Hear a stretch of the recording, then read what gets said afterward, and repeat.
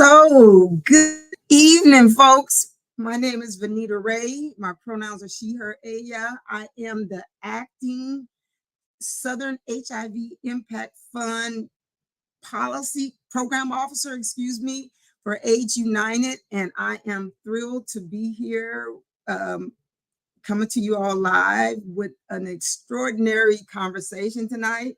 I have no doubt. We are here tonight to acknowledge Southern HIV/AIDS Awareness Day.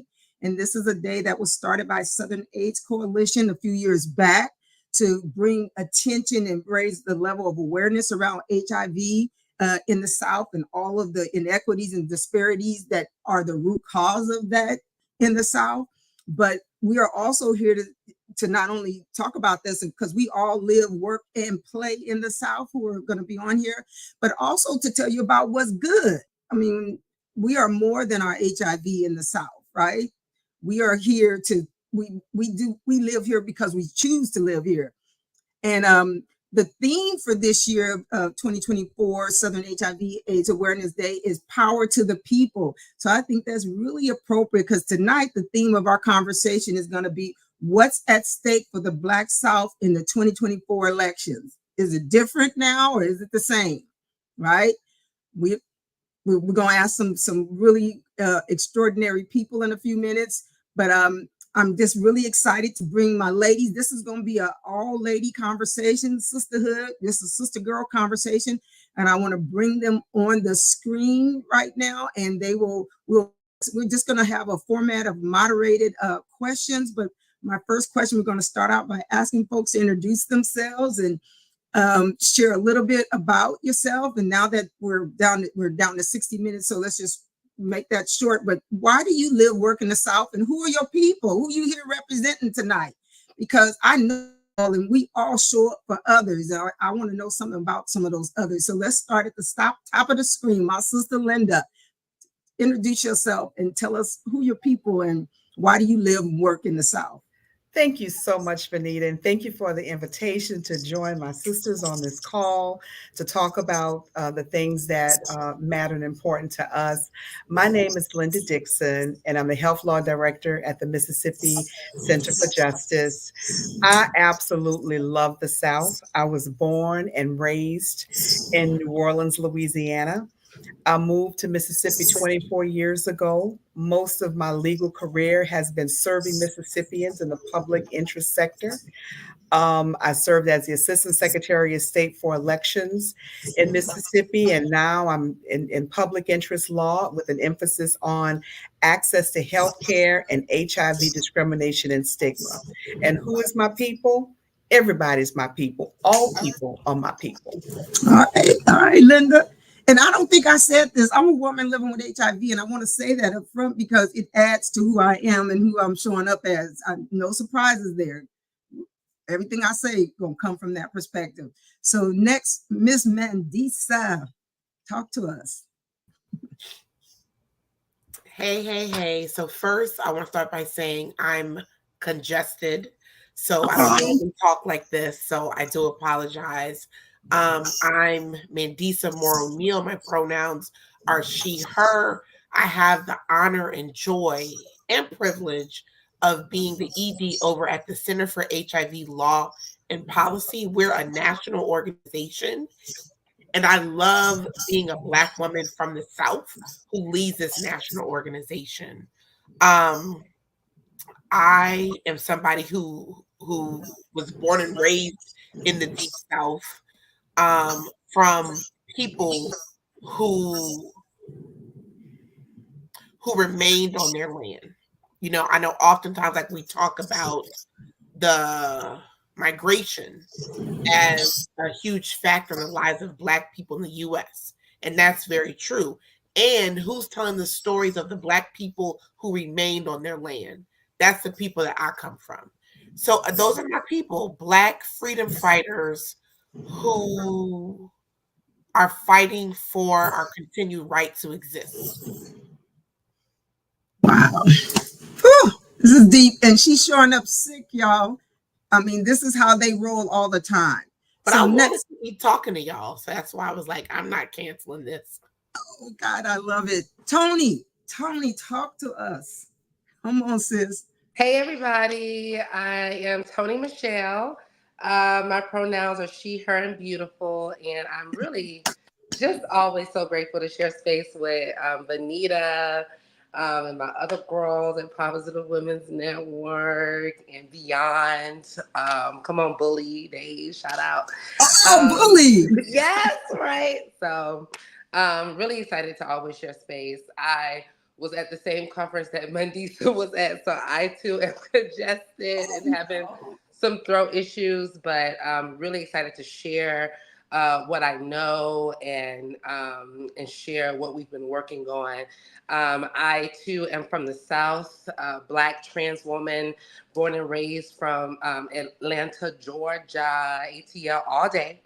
My other people are from Florida and Alabama, right around the Panhandle, and so I've been in the South all of my life, from road trips to beaches to mountains, hillsides, honey, and plantations. I've been on and I've traveled, and so really excited to be here. My people are Black folks and people who love Black people. My people are trans people and people who love and are committed to protecting trans people. And my people are healers, trap healers, and witches, and magicians and comedians of all sorts, bringing joy and grace to folks who are struggling and who are in need of somebody else and who are in need of love. My people are also freedom fighters, resistors of oppression, and also resistors of patriarchal violence. And so centering the leadership of Black women and Black trans folks is something that is near and dear to my heart. That's me. Thank you, Toni. And last but definitely not least, my little sis. And I'm gonna call her, because I call her little mommy, but she knows who she is. Come on, Kamaria. Introduce yourself to the folks. Thank you for this opportunity and this space for us to come together and have this conversation. I'm Kamaria Laffrey. I use she, her pronouns. I get to lead, co-lead, serve with an amazing group of folks over at Sero Project as co-executive director. I'm grounded in this work as a woman living with HIV, but also as somebody who loves storytelling and passing down knowledge and being curious and questioning systems and why we are in the spaces that we are and why do we operate the way we operate. I'm always questioning and critiquing. People think I'm always irritated or angry. I am, but I'm also also full of joy, constantly smiling, chronic optimism, holding a lot of hope that has been distinguished over the past few years. And I also show up in this space as, a widow, a mama, a daughter of an Army veteran, a homeowner. And I name those things just because those are things that, while they may not seem political to some people, those are all things that are impacted by politics and elections. And I know that's why we're here today, to talk about some of that. So I named those things on purpose, because none of those are separate from my everyday life. So let's get into it, Venita. All right, come on back, everybody. And it's so interesting you ended with that, because I always think the personal is political, and you all shared these political identities. Courts get to decide shit about us because of some of those identities.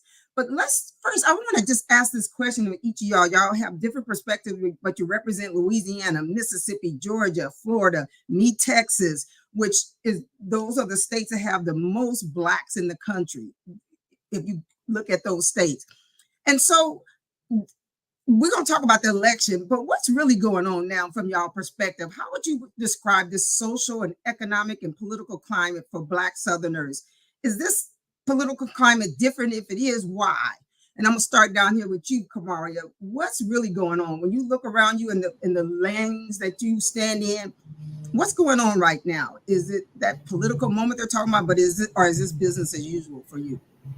It's a mix of all the above. I mean, I'm in Florida, so Florida sometimes feels like a wild card because it depends on what part of Florida you're in to figure out what energy to tap into around what's really happening. I know sitting in Florida, looking out at other spaces, one thing I'm paying attention to is if this election feels different, if it feels like this is the most important election that we ever have, that concerns me a little bit, because but it also, that's cool, because it just, I don't know, 2020 was a year, y'all. Like, it was a year. And I feel like that year, with everything happening with COVID, the visible racial uprisings, because they've been happening, but now everybody had to look at it and they had to say something, which sometimes led to performative allyship. All of that happening, I feel, if that was your first wake-up call ever, then that's fine. But this election, probably that's why it might feel like it's different and it's the most important, because I feel like it also highlights, put your vote where your heart is, like, stop talking about it and be about it type of energy. And then also that prepares those who have been watching and been ready and known that this was going to happen. That helps us determine even more so who our people are, who throws down with us and who doesn't. I think we've already seen that, but I think this election will actually like draw the line in the sand. That's how I'm seeing it. I don't know what others are thinking, what folks are seeing from Mississippi and Georgia. Sorry. No. Yeah. Yeah, I know it's a mouthful, and I meant to not just call out anybody, particularly anybody answer, but what I like, you mentioned the political uprising in 2020. I got excited thinking people might be finally paying attention. Then the election happened and folks went in there and voted their privilege. And so I learned this term of Facebook mad, but when it come time, you vote your privilege. Somebody else want to question what's really going on for you? What are you seeing? Is this different? What's the social political climate for Black Southerners or your people? I could jump in. Oh, no. Okay, come on. Toni-Michelle came off mute, so I'll go after you, babe. Okay, no problem. Thank you. I just want to also just add, second the things that Kamaria named, but in addition to that, we see that our people and our bodies and our land is under attack. Just to uplift some work that's happening here in Atlanta, many of you have heard of the Fight to Stop Cop City. And so really, again, since the 2020 uprisings and really the conversation that has kind of like come and pass around what does it mean to divest in police, right? And invest more into communities and underserved communities, particularly Black communities.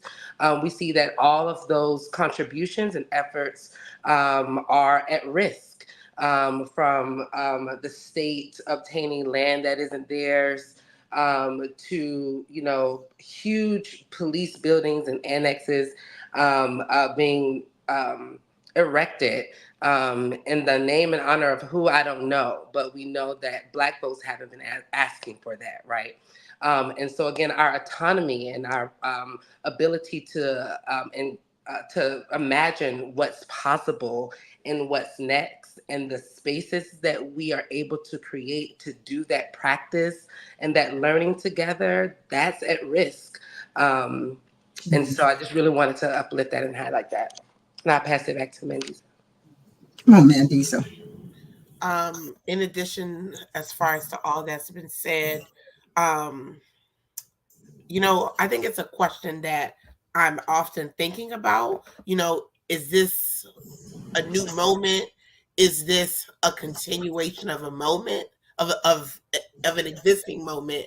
And so I think that is the paradox of Blackness, right? Like Blackness as constructed in the US, especially in the US South, where it is simultaneous, things are the same and things are drastically different. So for example, I get super annoyed like when folks talk about abortion access or the lack thereof as if it's this new thing. Like that happened post Dobbs, in 2022. And for me, all that does is drive home who was actually able to benefit. And it wasn't rural, like deep Southern Black pregnant folks, because of centuries of divestment. but some people, it's their first time. So in many ways, it's not that the Dobbs decision changed a whole lot. It's more that it's another example of the ways we've never actually had control over, over our. But at the same time, we can't ignore what feels new about the moment. So to me, it's a both and. What I see is folks are really looking for another paradigm outside of the dichotomies that we're told we have to exist in. So something like as somebody who is radical, like whatever like the language is, I have a critique of certain policies. But me having a critique of certain policies, it doesn't mean I'm a supporter of Trump or whatever. It means that I want my people to have the things that we need. And so how do you exist in that paradigm? I also think, we have to acknowledge, especially in this region, wages have not increased and the price of living has increased exponentially. Right. That is the context that our people are voting in. We are so engaged in HIV work, and in many places, transmission rates have increased. You know what I mean? PrEP is available in ways that it wasn't available in 2012, when it first came out. Yet all the data shows our people who want it don't necessarily have access to it. So that's the conditions that folks are doing the work we're doing, that folks are taking HIV tests, taking all kinds of tests, working, living, loving in. I think it's really important, to name that context. Sweet.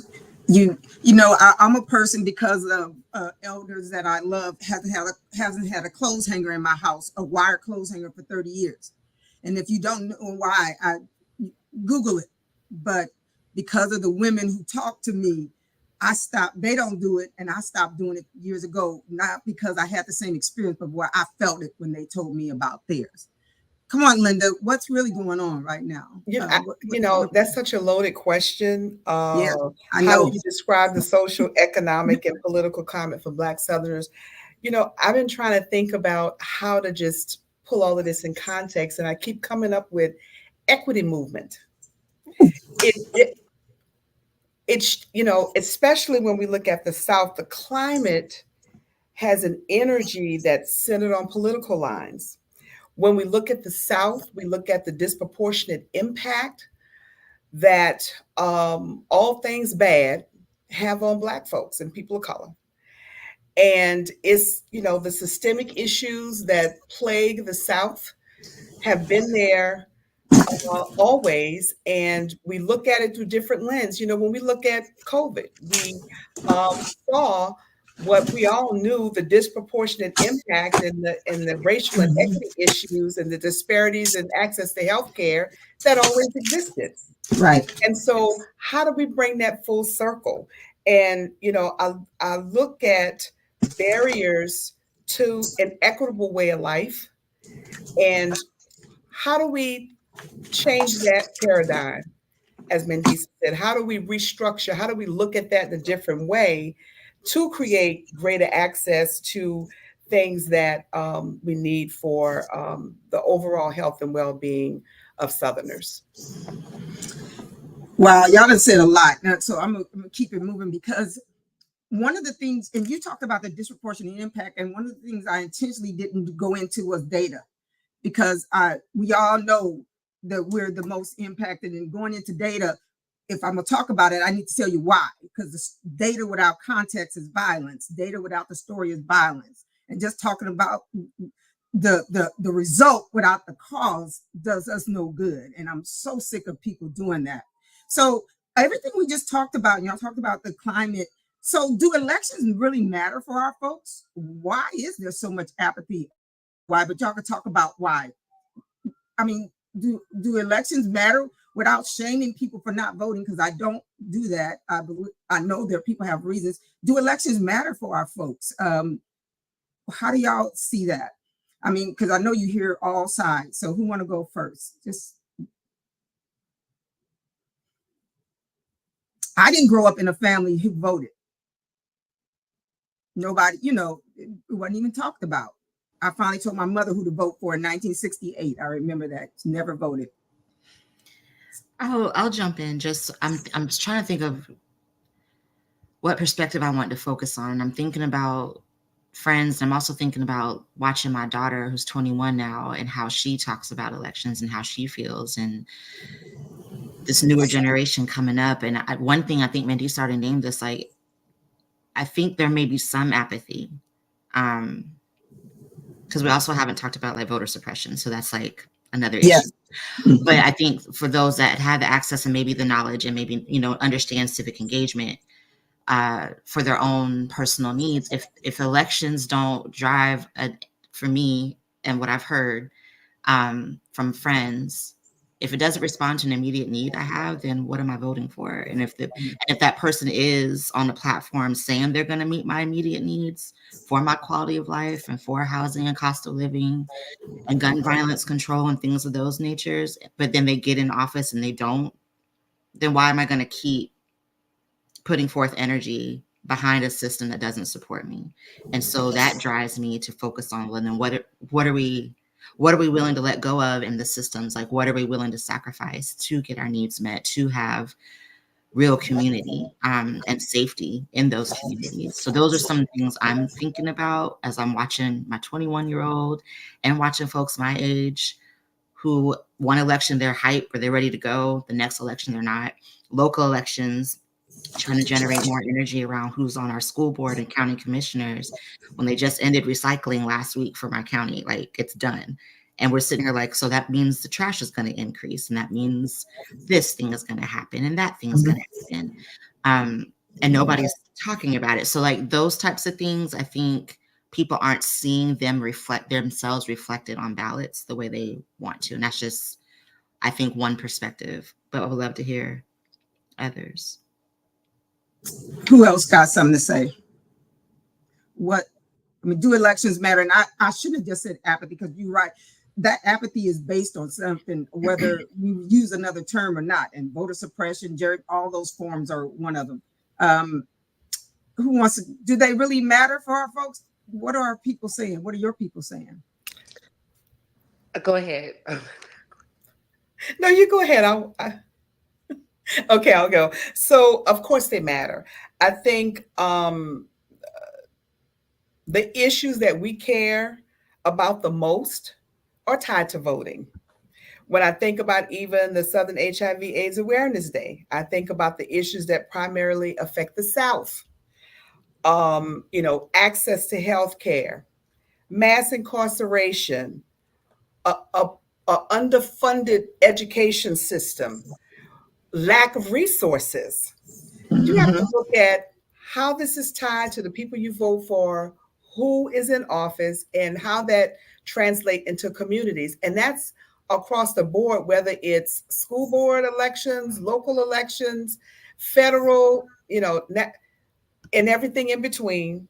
And look at and you mentioned, Venita, growing up in a household and how you all voted. I voted for the first time at 8. I couldn't wait to go to the polls because I was told it was the right thing to do. But as I matured and learned that, I needed to know who I was putting in office, what issues they cared about. Are you in community making an assessment of the community needs and not what you think the community needs, to really think about, what that looks like. And of course, who really looks at data when they are looking at issues and voting on things and making new laws and, things that affect the people we care about. What does that look like for the South? How does funding and appropriations look for the South? When we know, equity is in what you need. It has to be across the board. One jurisdiction may need a little more help than another. You don't give them both the same thing. You give the one who needs the most. What? Really? And, it just makes sense, right? But it doesn't happen that way. So, I just think about all the issues that affect, and they all tie in together. if you have an individual or family who has, an issue with one of the things I just named, they're probably going to have an issue with two more. When we're looking at affordable housing and even access to loans and even the properties, what does that really look like in resource wise for Black Southerners? I mean, we talk about housing is health. I mean, it's just so many different things that the intersectionality of all those things is pure, it's real. And if you don't have strength in all of them, something's gonna fall between the cracks. And I say the cracks, I'm putting it lightly. The cracks are more like, so yeah. All right, Mandisa, should I vote? Why should I vote? Does it matter? Oh, I thought it was Toni-Michelle. Oh, it's Toni. I'm so sorry, Toni. I could go after. Please, either way. Y'all just shut me down and just Mandisa, go ahead. Pick us okay.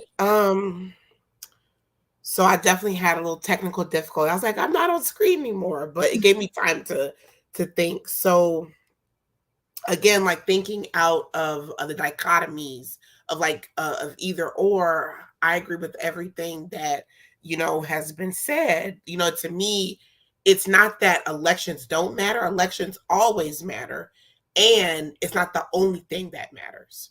So for me, as a Black Southerner, and I also think it's how we talk about it. So how I was taught to talk, how I was taught to think about it is it's the most important thing. Your ancestors died for it. And you have to do it, which is actually a really guilt and shaming way of engaging people in electoral politics. And my ancestors didn't die. You know what I mean? They were often murdered or raped, and also died in spirit of joy. So it really actually minimizes complex people to make it all about them dying for voting. So there's that. And also they were living their lives, not just dying. But it didn't get as far as the root issue of, I was taught you vote, and the president was always seen as the most important. I didn't know it until I was in my much older about down ballot. It's state elections. As a lawyer, the power of judges. Everyone on this call is involved in HIV decrim work. We should be talking about how important judges are. They sentence, they run the court, and all these things. So it's so many other things. The DA, in most cities, that's an elected official. My org has a whole program around educating prosecutors. It matters to have someone who's at least open to a conversation as opposed to F y'all, I don't care at all. Those kind of things matter. And if the conversation is only on the president, I don't learn about how some judges are actually interested in restorative justice practices from the bench. So to me, it's also important in that way. But also, and Toni-Michelle, I think, mentioned this about the importance of movement and community. That's the other part that I often see missing if we only focus on elections. Because at the end of the day, I'm a New Orleanian. I was 20 years old. I had just made 20 at the time of Katrina. It changed my life, as it did millions of people. And it taught me, if I wait for the state, they will kill me and continue with their life. But my people, my community, are the ones who are going to make sure I'm able to evacuate, are going to make sure I have water and food to stay, are going to make sure that I have a safe place. So it taught me the importance of not only focusing on the state. Again, holding them accountable is important. I'm not saying it's not. I'm a lawyer. That's part of what I do. But that's the only thing that I do. So the importance of community, of being there for our people. Now it's called mutual aid, I guess. But, it existed so long. So for me, how do we talk about it, but also talk about it in this context of, and these other things also matter and have a daily impact on the quality of life that we're fighting for and that we're fighting against. Woo. Go ahead, Toni. Yeah, I, I couldn't say that any better.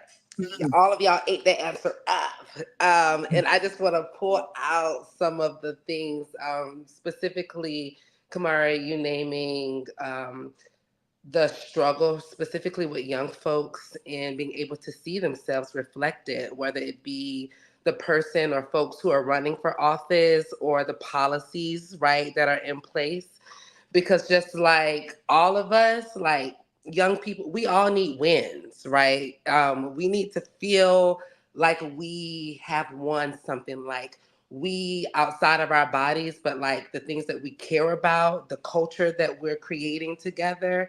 Even this space is like culture curating, where there are all kind of Black femme and women folks on this call from all across the South, that like, you know, we're really supporting our folks in creating a culture of belonging.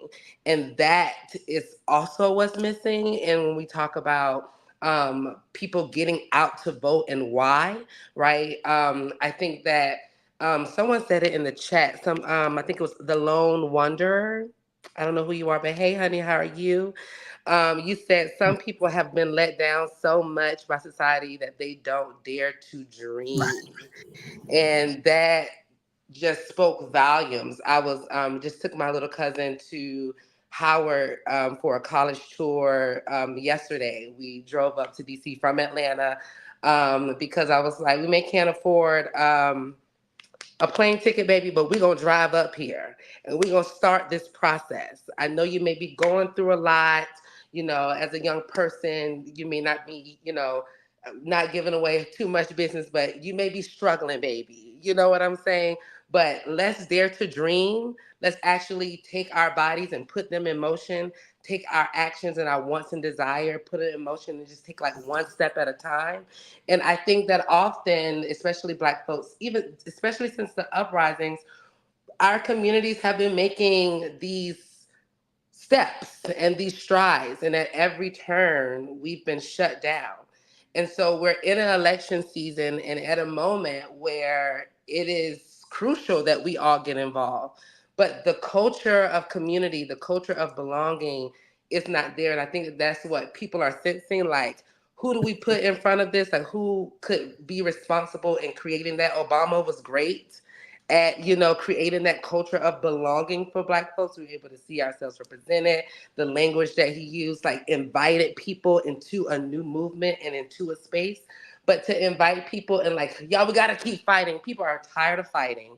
Young people are tired of fighting. We've lost people, fathers, husbands, partners over the last years, and we just want shit to be kosher, and things to be easy and simple. And so it is our responsibility as organizers and as community to think about how do we not just make it accessible and to get people out to vote, but how do we make it sexy? And how do we really create a space and a conversation where people feel like they are winning and feel like they have a place to belong? Yeah, and I think that that is a key thing to consider this year. Y'all said a lot right then, and you might have already answered this question. Are we at a tipping point? Is this moment in time different? I mean, I remember 2016 was the most important one. 2020, now we're at 2024. What's really at stake for us? Is this a tipping point? Because some of the stuff y'all talked about won't get solved no matter who we elect up and down the ballot tomorrow or the next day. But are we at a tipping point now? Is this election different for us?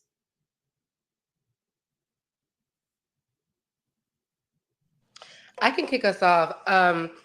I mean, when I say a tipping point, I mean every election is a tipping point. Oh, Every okay. moment, every moment is a point to tip over into something new.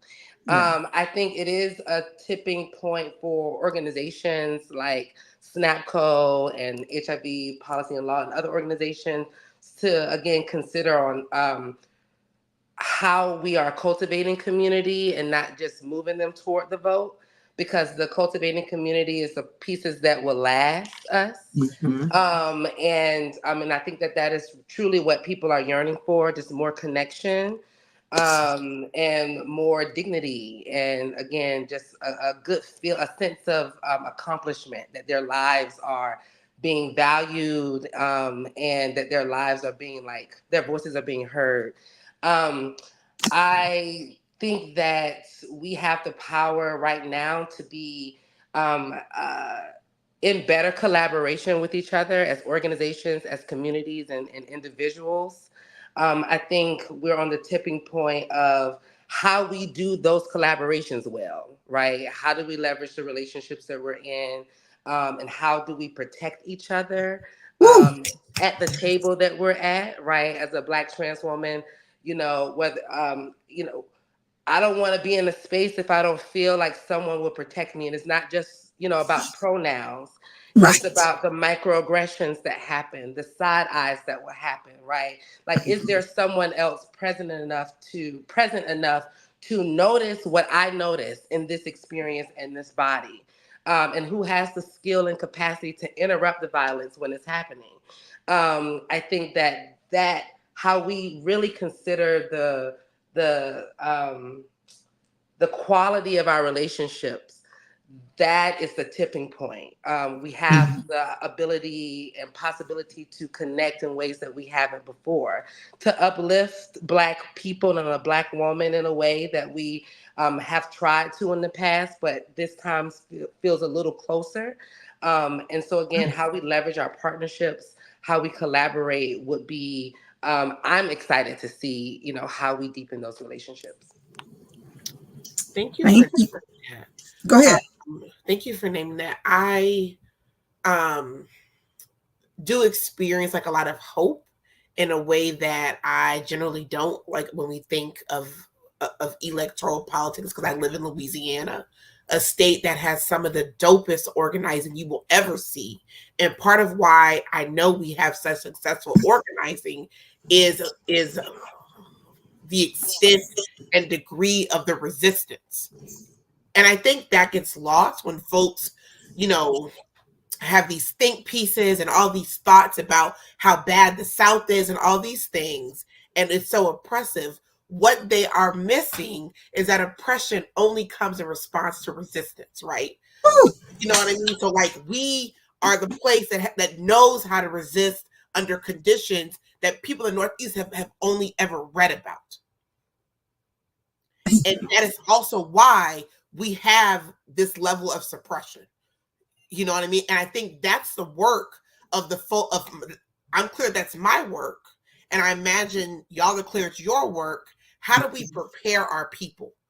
So each time like that we have victories, let's celebrate and acknowledge our brilliance and also prepare for the inevitable backlash. Not because we want it to come, but we know what happens when people who are not supposed to exist live and thrive. And so I think that is often missing in the conversations I see, at least, like around this. And the other thing that it makes me think of, and we talk about this in CHLP often, is I'm clear, and I know that's true for everyone else on this call. Our work doesn't just end when Harris is elected, Yes. on November 5th. Because let's be real, Dems have never been on board for like HIV decriminalization. So it's not that we're thinking of, this person who I'm voting as judge or, a president or senator or whatever is going to mean that my work doesn't exist. But I'm thinking of, how can I get input on what's the landscape? What's the terrain that I'll be fighting in? And as a strategist, that's important, right? Because if I know that the road is going to be wet, I'm going to pack rain boots and a coat and some extra socks. Or if it's going to be hot and bumpy, I'll make sure to have cooling things that keep me cool in this journey. So it's important like that we be able to have a sense of what the terrain is that we're working in. That's what I think elections can do. And that's why I'm so upset with how we often talk about it in terms of, it's this all or nothing. And that's why, I'm such a fan of Southern HIV Awareness Day. Thank you, SAC, if you're in the audience, thank you, SAC, for having the genius to understand like the need for us is our work is going to exist. Testing, advocacy, treatment, all of that, aging with HIV, all of these things are still going to exist, but how do we have some kind of input on the landscape that we are, doing it in? Can I jump in real quick with just— You can jump in, please.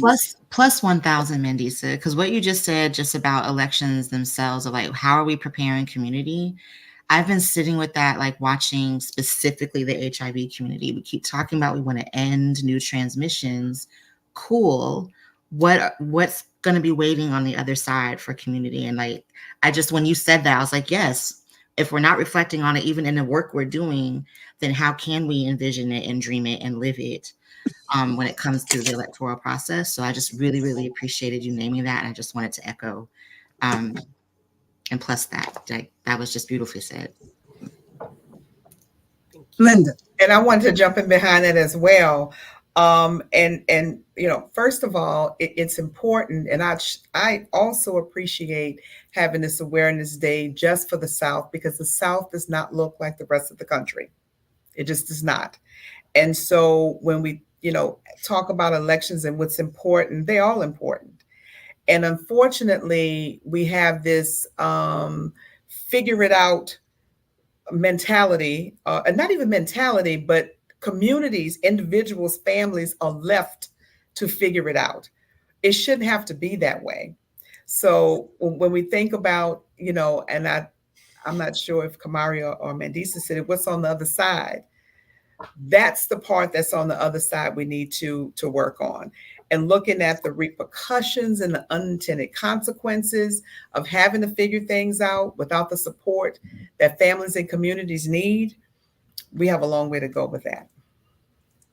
Oh, y'all are saying a whole lot here. Did anybody else want to comment on that before we move on?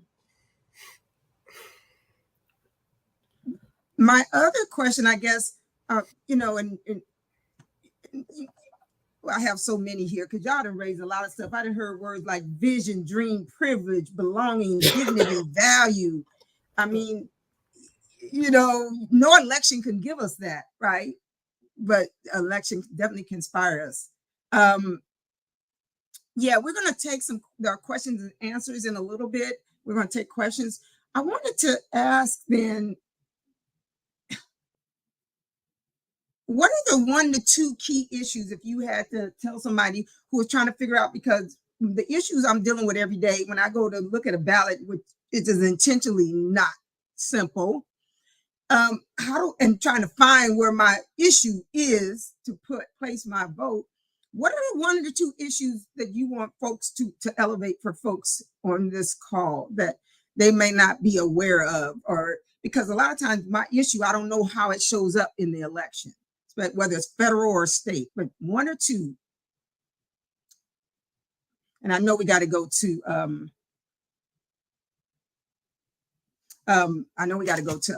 questions, but come on, y'all. 1 even. I'm just going to jump with what came up for me first, and bear with me while I ramble through it. I'm going to try my best not to. Folks who know me and know the work that I operate in would assume that I'm going to jump in and just say end HIV criminalization. Yes, please. But also I'm looking under the layers of that, of like, okay, we changed the laws, but there's still people who have gone through the justice system that have lost their right to vote and then can't be engaged in future elections or in other things that impact their lives. So I'm really sitting with like building relationships with folks who are already doing that work around rights restoration and helping people navigate life beyond the carceral state. So I don't know what that looks like on a ballot, except for educating yourself about in your state who who makes the decisions about people to get pardoned and people who are navigating jurisdictional assignments for your prosecutors, and who's having conversations with voters rights restorations folks, and what type of fundraising is being done, who's hitting the ground for those individuals. And that's the first thing that came up for me. So I don't have like a solid answer to Venita's question, but that's the first thing that pops up for me, because I'm always thinking like, what's beyond the big bubble solution that seems like an easy check mark for folks, like, yeah, I voted, cool, that's great for you, but how are you reaching back and helping those that couldn't? Because it's just another form of voter suppression in my mind, in my eyes, and it's just where my heart is. So, All right. Yeah, I can follow Kamaria there, because in the same conversation about voter suppression and folks being able to vote, I think about trans and queer folks and non-binary folks who don't have the proper identification that supports who they are when they get to the polls. We know that people with identification, and specifically trans folks who have the proper identification, it eases their likelihood and our likelihood to show up to the polls. So having proper state IDs, having proper federal IDs that reflects who they are is an issue. And it's something that we at SNAPCO and a few other of our partner organizations like Trans Social and also the Trans Housing Coalition that we're focused on in this pre-election season around making sure that folks have the proper identification that they feel comfortable with, that affirm their identity and their gender, so that they can show up to the polls confident. But this is an ongoing fight, and working with local and state driver services and departments is really it's the coalition work that's necessary to move those conversations forward and to hold them accountable to making sure that all folks, not just trans folks, but Black folks and other folks who are immigrants, that they have the right ID so that they can participate in our democracy. Sweet. Thank you. One issue So that folks may not be aware of. Go ahead. So for me, I think about and I have a lot of issues, but I'm going to raise education and access to quality, affordable health care. For me, these are two issues that encompass many racial, economic, and social justice issues that impact Black communities. When I think about education, we know that is a good foundation for folks to just have a more solid way to be able to, take care of their families, take care of themselves, to get better jobs, to, all of those things. And then, of course, with healthcare, I think about quality, affordable healthcare. It would, keep people out of medical debt. It would, the overall health and well-being of folks would be much better. We want a healthy workforce. So I just think that kind of looks at some of the systemic issues that plague communities. Okay. I don't know if y'all gonna like these. We love them already. These I've really appreciated like all the ones that I've heard. Like we need to reimagine and redefine our entire criminal legal system. You know what I mean? Like not just as far as it relates like the criminalization of HIV, but like none of it makes sense. It's punitive, and that actually and it isn't actually growing like the safety. All of us say like, oh, it is important to us. And to me, housing is so connected to this. Like prison, and like housing are like inherently HIV issues and are like inherently HIV criminalization issues. So those are the two that come to mind. Like I'm from New Orleans, like I said, a city that has a lot of Airbnbs. And right now, they're being allowed in many cities across the country to just take over any kind of affordable housing. And, it's often happening without any sort of regulation from the city officials. Mm-hmm. That was the word I couldn't think of, was inventory. That, Okay. the housing inventory, thank you, Mandisa, the housing inventory is poor. So how can you tell people to, have land ownership and invest in homes, and the inventory is not there based on your income? We have one question here. I want to go to question and answer. This question is, it might be for you, Linda, but whoever wants to answer. In states like Mississippi and Louisiana, Mandisa, how do we convince others that our votes still matter, even though we are likely to lose, especially down ballot? Can we frame and claim some measurable success? What are the talking points? I guess they're asking. Did that make sense? Robin Webb. So who wants to take that question? I'll jump in. Hey, Robin. When I think about Mississippi, a good example would be expanded Medicaid. We are one of, I think, 10 states that have not expanded Medicaid, and what that looks like, going to putting this on the, as a legislative measure year after year. And, just making sure people understand how this benefits Mississippians until everyone has access to health care. It's going to be an issue for all. We have to look at, the benefits of expanded Medicaid, not just from a health standpoint, but bringing new jobs into the state, strengthening the hospital and healthcare infrastructure, supporting, the hospital closures, especially in rural areas, and how that just, translate into so many other issues when you have lack of transportation. We have such a rural state, and how folks can even access healthcare. So that's, the talking points are crucial, and that's just, outreach and education, making sure people understand what it really means.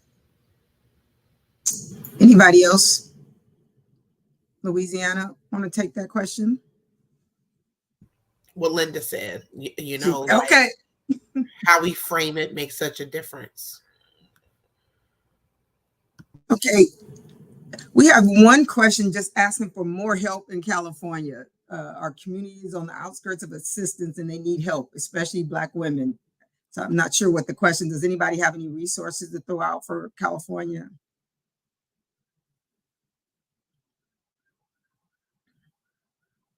While everybody is thinking, we might be down to our last question here.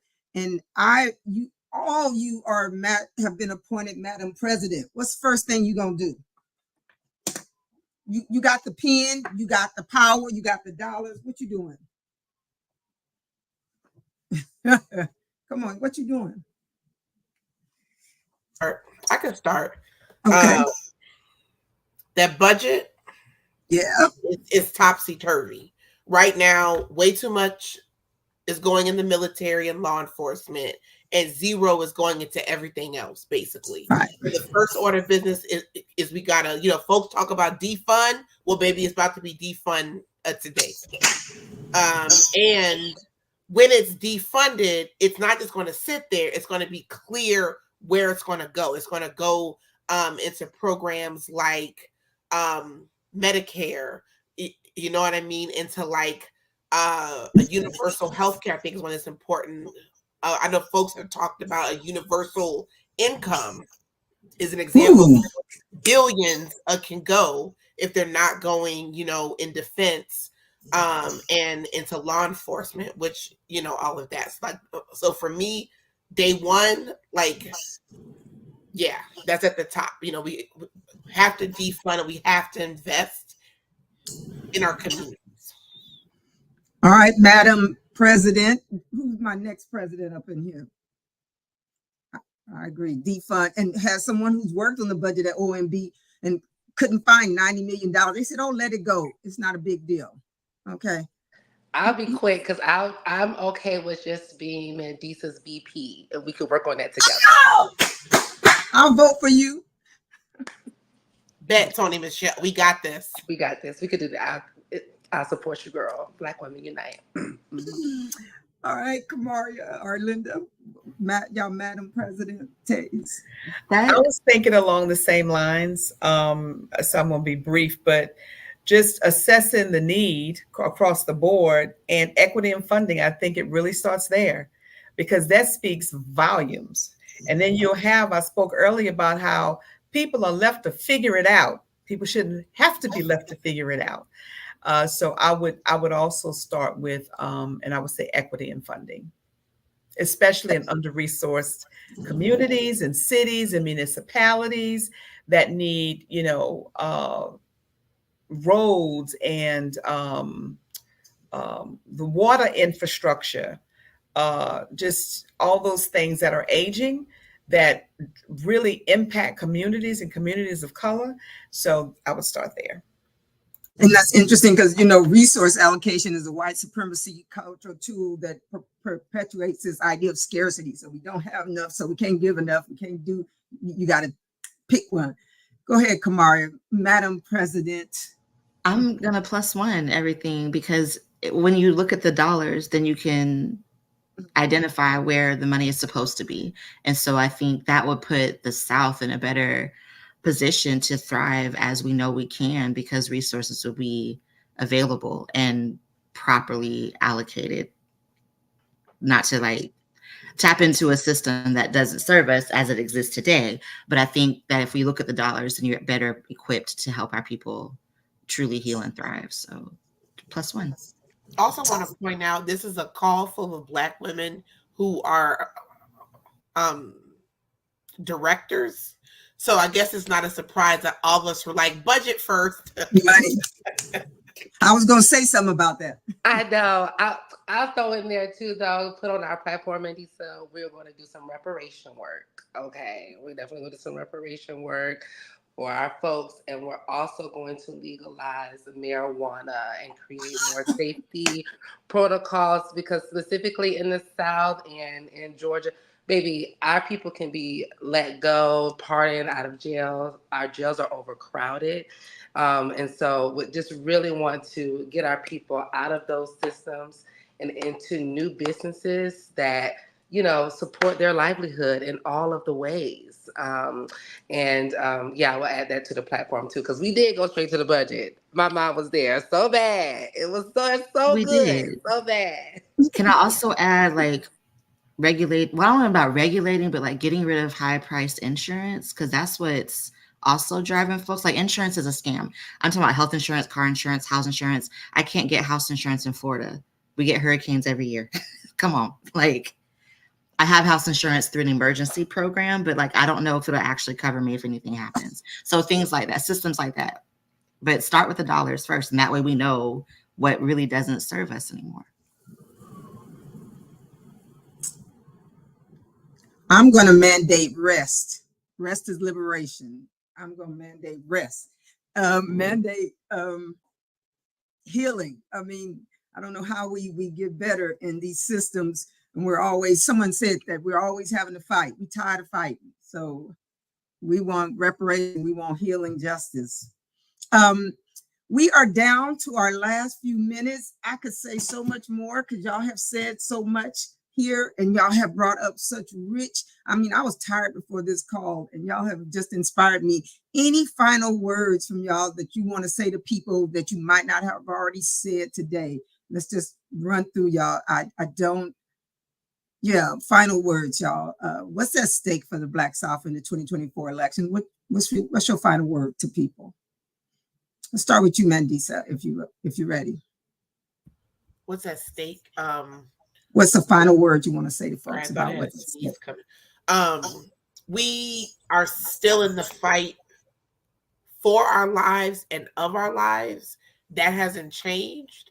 And so that's what's at stake is how do we get input on what is the terrain, what is the landscape that we'll be fighting? What landscape gives us the best chance of getting this freedom journey. I think that is what is at stake, especially like for folks who are in the HIV world. That is because every year it's a budget cut or proposed from the Right. Congress. So yeah. Level funding. Come on, give me a final word, Kamaria. What's at stake?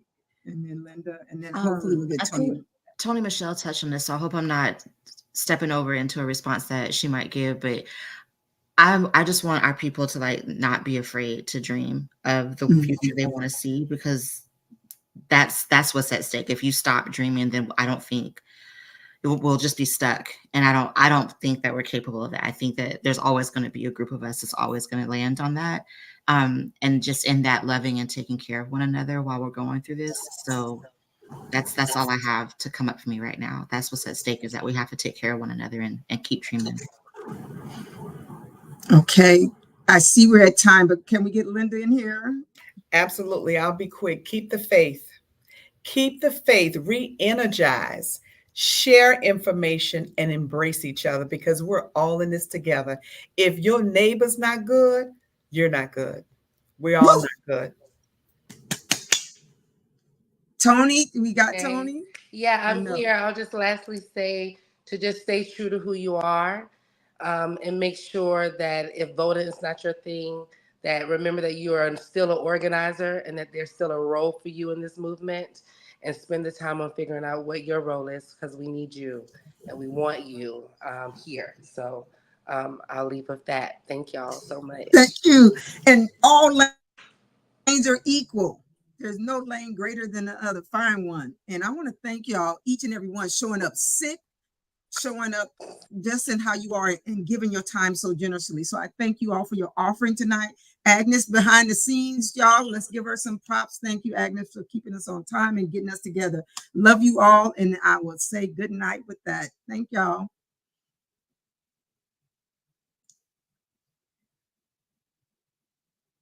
And good night.